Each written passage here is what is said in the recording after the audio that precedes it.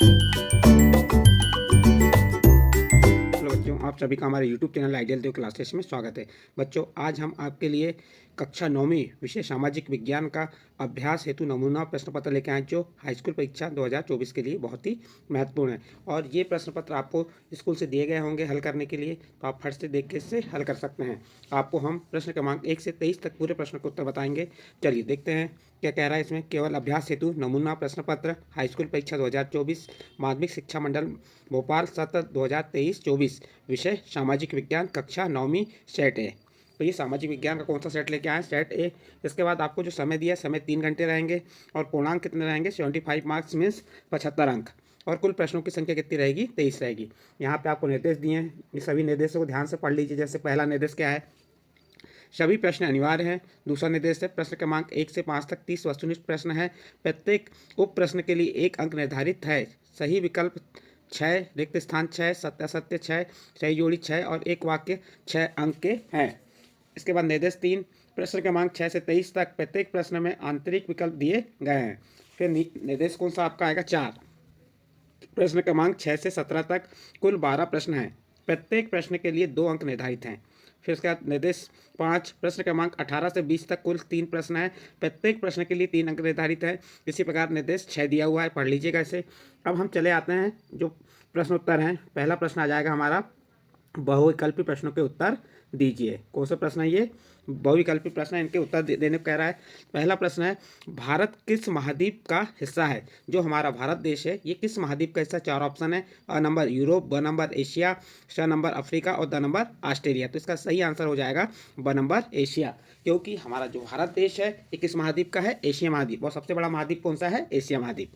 Next प्रश्न है, प्रश्न नंबर 2, भारत में प्राकृतिक वनस्पति पाए जाने वाले क्षेत्र कौन से हैं। भारत में प्राकृतिक वनस्पति पाए जाने वाले क्षेत्र कौन से हैं। 4 ऑप्शन दिए, 4 ऑप्शन में से आपको सही आंसर बताना है। अ नंबर हिमालय, ब नंबर मध्य भारत, स नंबर मरुस्थल, द नंबर उपरोक्त सभी। तो इसका सही आंसर आ जाएगा यहाँ पे अ नंबर हिमालय। भारत में प्राकृतिक वनस्पति पाए जाने वाले क्षेत्र कौन से हैं, तो हिमालय क्षेत्र में क्या पाई जाती है, प्राकृतिक वनस्पति पाई जाती है। फिर इसका तीसरे नंबर का प्रश्न देखिए, भारत के पड़ोसी देशों में किसका जनसंख्या घनत्व भारत से अधिक है। प्रश्न क्या है, भारत के पड़ोसी देशों में किसका जनसंख्या घनत्व भारत से अधिक है। 4 ऑप्शन है, 4 ऑप्शन में से आपको बताना है। तो इस अ नंबर पाकिस्तान, ब नंबर नेपाल, स नंबर म्यांमार और द नंबर बांग्लादेश। तो इसका सही आंसर आ जाएगा द नंबर बांग्लादेश। इसके बाद चौथा प्रश्न देखिए, फ्रांस की क्रांति कब आरंभ हुई।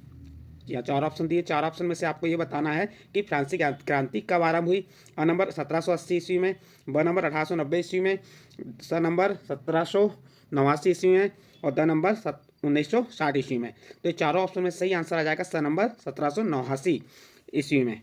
ठीक है, नेक्स्ट प्रश्न है आपका प्रश्न नंबर 5। चलिए प्रश्न नंबर 5 देख लेते हैं। प्रश्न नंबर 5 में क्या दिया हुआ है, द्वितीय इंटरनेशनल का संबंध था। अ नंबर सामंतवाद से, ब नंबर समाजवाद से, स नंबर पूंजीवाद से और द नंबर साम्राज्यवाद से। तो इसका सही आंसर क्या होगा, सोचिए। यहाँ पे द्वितीय इंटरनेशनल का संबंध था, तो द्वितीय इंटरनेशनल का संबंध था किससे, ब नंबर समाजवाद से। नेक्स्ट प्रश्न है, नाजीवाद किस देश में एक राजनीतिक विचारधारा के रूप में उभरा। प्रश्न क्या है, नाजीवाद किस देश में एक राजनीतिक विचारधारा के रूप में उभरा। अ नंबर इटली, ब नंबर जर्मनी, श नंबर जापान और द नंबर फ्रांस। तो इसका सही आंसर आ जाएगा ब नंबर जर्मनी। नाजीवाद किस देश में एक राजनीतिक विचारधारा के रूप उभरा, तो ये आंसर आपका जर्मनी, ब नंबर का ऑप्शन सही होगा।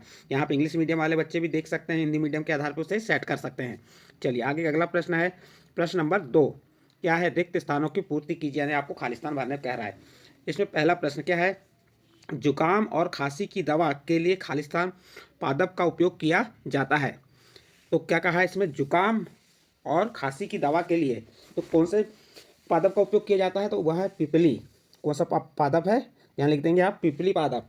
कौन सा पादप आ जाएगा आपका, पिपली। चलिए किस प्रकार से पिपली लिखेंगे हम, पिपली।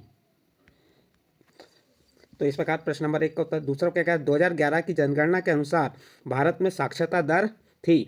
तो देखिए 2011 की जनगणना के अनुसार भारत में साक्षरता दर 67%, 67%। ये इसका आंसर हो गया। नेक्स्ट प्रश्न है, द सोशल कॉन्ट्रैक्ट खालिस्तान रचना है। तो ये किसकी, रूसो की रचना है। जिंक किसकी है, इसको आप ऐसा लिख सकते हैं, जिन जुकोएस जुकू एस, जो क्या है, रूसो की। ठीक है, इस प्रकार से आप प्रश्न नंबर 3 का उत्तर लिख सकते हैं। इसके बाद चौथा प्रश्न इसी का, चौथा खालिस्तान क्या कह रहा है, प्रथम विश्व युद्ध के लिए खालिस्तान को जिम्मेदार ठहराया गया। देखिए, जो प्रथम विश्व युद्ध हुआ था उसमें किसको जिम्मेदार ठहराया गया, तो आर्च डायूक फर्डिनेंड। तो कैसे लिखेंगे, आर्च ये लिख दिया आपने, आर्च डायूक फर्डिनेंड।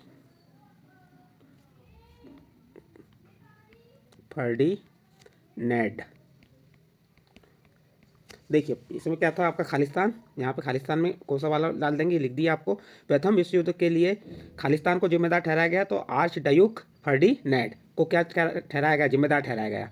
फिर पांचवा प्रश्न, वन सेवा की स्थापना कब, वन सेवा की स्थापना वर्ष खालिस्तान में की गई, तो कब की गई, 1966 में। यहाँ पे 1966 लिख देंगे हम, 1966 में।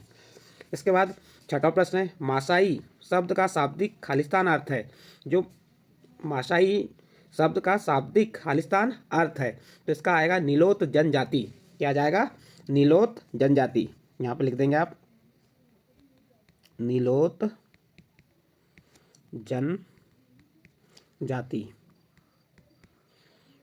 इस प्रकार से आपका जो प्रश्न नंबर 2 था, रिक्त स्थान पूर्ति कीजिए। पहला खालिस्तान पिपली आ जाएगा, दूसरे खालिस्तान में 67%, तीसरे खालिस्तान में जिंक, आप द सोशल कॉन्ट्रैक्ट खालिस्तान रचना है तो रूसो की लिख सकते हैं, या जिन जुक्कू एस, तो आप रूसो भी लिखेंगे तो सही रहेगा। इसके बाद प्रथम विश्व युद्ध के लिए खालिस्तान को जिम्मेदार ठहराया गया, आर्च डायूक फर्डिनेंड को क्या ठहराया गया, जिम्मेदार। फिर पांचवें का 1966 और छठवें का आंसर आ जाएगा नीलोत जनजाति। इस प्रकार से बच्चों आपका प्रश्न नंबर 2 कंप्लीट होता है। इसके बाद नेक्स्ट प्रश्न आता है आपका प्रश्न नंबर 3। प्रश्न नंबर 3 क्या है, देख लीजिए, सत्यासत्य है। चलिए, प्रश्न नंबर 3 में सत्यासत्य में, दुधावा राष्ट्रीय पार्क उत्तर प्रदेश में है। प्रश्न क्या कह रहा है, दुधावा राष्ट्रीय पार्क उत्तर प्रदेश में, सत्य असत्य, तो ये आंसर आपका सत्य आ जाएगा। फिर दूसरा, नाजीवाद यहूदी विरोधी था, सत्य असत्य, तो बिल्कुल ये भी सत्य आएगा। उसके बाद तीसरा, भारत एक धर्मनिरपेक्ष राज्य है, सत्य असत्य, तो ये भी सत्य है।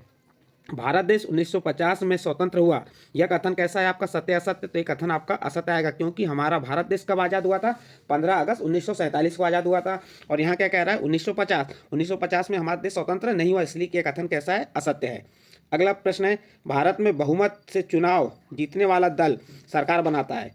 जैसे जो भारत देश है, इसमें जो जिस दल को बहुमत प्राप्त होता है तो वह दल क्या करता है, सरकार बनाता है, तो ये सत्य आ जाएगा कथन। फिर लोकतांत्रिक व्यवस्था में शासकों को भी कानून का पालन करना होता है, यह कथन भी किया जाएगा, सत्य आ जाएगा। आप इन पूरे सत्य असत्य में ओनली चौथा असत्य, बाकी सत्य है। इस प्रकार आपका प्रश्न नंबर 3 कंप्लीट होता है। नेक्स्ट अगला प्रश्न देखते हैं, प्रश्न नंबर 4। चलिए, प्रश्न नंबर 4 क्या है, सही जोड़ी बनाइए। यहाँ पे जो सही जोड़ी दी है, पहला है दोआब, तो दोआब का संबंध किससे है आपको ये बताना है।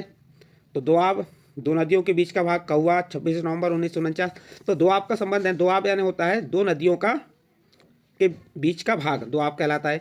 फूलों की बौछार, ये क्या आ जाएगा आपका, कौवा। इसके बाद भारत का संविधान बना कब बना था, 26 नवंबर 1949 को। उसके बाद धारा क्या है, एक दस्तावेज है, धारा क्या है, किसी दस्तावेज का खास हिस्सा। हरित क्रांति के जनक कौन है, MS स्वामीनाथन। और निर्धनता का मापन, राष्ट्रीय प्रतिदर्श सर्वेक्षण संगठन। तो ये उन्हीं के सामने के जितने भी आंसर है वही सही हैं, जैसे पहले का A, दूसरे का B, तीसरे का C, चौथे का D, पांचवें का E, छठवें का F। इस प्रकार से बच्चों यहाँ पे आपकी सही जोड़ी भी कंप्लीट होती है। इसके बाद नेक्स्ट है आपका, नेक्स्ट प्रश्न आता है आपका, एक वाक्य में उत्तर लिखिए। चलिए, दो नदियों के बीच का भाग कहलाता है, अभी आपने सही जोड़ी में देखे होंगे, यह प्रश्न था, दो नदियों के बीच का भाग क्या कहलाता है, दोआब। तो इसका आंसर क्या आ जाएगा, दोआब लिख देंगे आप, दोआब। ठीक, इसके बाद प्रश्न नंबर 2। प्रश्न नंबर 2 कह रहा है, जेट स्ट्रीम क्या है। देखिए बच्चों, जेट स्ट्रीम क्या है, क्षोभ मंडल की ऊपरी सीमा, क्या कह रहा है, क्षोभ मंडल की ऊपरी सीमा तथा समताप मंडल की निचली सीमा में तेजी से विसर्पण करने वाली वायु को सामान्यतः पश्चिम से पूर्व की ओर चलती हैं, क्या कहते हैं, जो सामान्यतः कहाँ से चलती, पश्चिम से पूर्व की ओर चलती है, जेट स्ट्रीम कहलाती है। फिर से एक बार रिपीट कर देते हैं, क्षोभ मंडल की ऊपरी सीमा तथा समताप मंडल की निचली सीमा में तेजी से विसर्पण करने वाली वायु जो सामान्यतः पश्चिम से पूर्व की ओर चलती है जेट स्ट्रीम कहलाती है। इस प्रकार से आप प्रश्न नंबर 2 का उत्तर लिख सकते हैं। फिर से एक बार रिपीट कर दे रहे हैं, आप हम बोलते जा रहे हैं, आप लिख सकते हैं। जेट स्ट्रीम किसे कहते हैं? उत्तर होगा क्षोभ मंडल की ऊपरी सीमा तथा समताप मंडल की निचली सीमा में तेजी से विसर्पण करने वाली वायु जो सामान्यतः पश्चिम से पूर्व की ओर चलती है। लिख लेंगे आप। अब इसके बाद प्रश्न नंबर 3 आते हैं। छुआछूत की समाप्ति का प्रावधान किस अनुच्छेद में है? तो कौन सा अनुच्छेद में आएगा? अनुच्छेद 17 में आ जाएगा। यहाँ लिख देंगे अनुच्छेद 17। निर्धनता से क्या आशय है? निर्धनता से आशय है जिन्हें यानी कि पर्याप्त मात्रा से में रोटी, कपड़ा और मकान उपलब्ध ना हो जिनके पास, वह क्या कहलाते हैं? निर्धनता कहलाती है। यानी कि इसका सिंपल शॉर्ट एंड स्वीट में बता सकते हैं, गरीबी। निर्धनता से आशय क्या है? गरीबी से है। किससे है? गरीबी। मनरेगा का क्या उद्देश्य है? देखिए मनरेगा क्या है? एक वित्त वर्ष यानी एक वर्ष में कम से कम 100 दिन कार्य करना क्या कहलाता है? मनरेगा कहलाता है। 100 दिन का रोजगार जो होता है वह क्या कहलाता है? मनरेगा कहलाता है। यहाँ लिख देंगे 100 दिन का रोजगार। 100 दिन का रोजगार। लेकिन एक वित्तीय वर्ष में, एक वर्ष में जो 100 दिन का रोजगार होता है वह क्या कहलाता है? मनरेगा कहलाता है। इसके बाद आपको आता है बफर स्टॉक का मुख्य उद्देश्य क्या है? बफर स्टॉक प्रश्न नंबर 6 है। बफर स्टॉक का मुख्य उद्देश्य क्या है? तो आप उत्तर बता देंगे।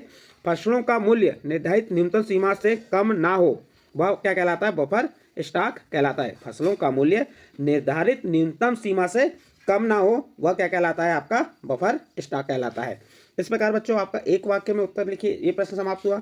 इसके बाद आपके नोट में दिया है अति लघु उत्तरीय प्रश्नों को उत्तर दीजिए। जैसे प्रश्न नंबर 6, प्रश्न नंबर 7 प्रश्नों को देख लीजिए। प्रश्न नंबर 8 चाहे तो आप स्क्रीनशॉट भी ले सकते हैं। प्रश्न नंबर 9 ये हो गया आपका। प्रश्न नंबर 10, 11, 12,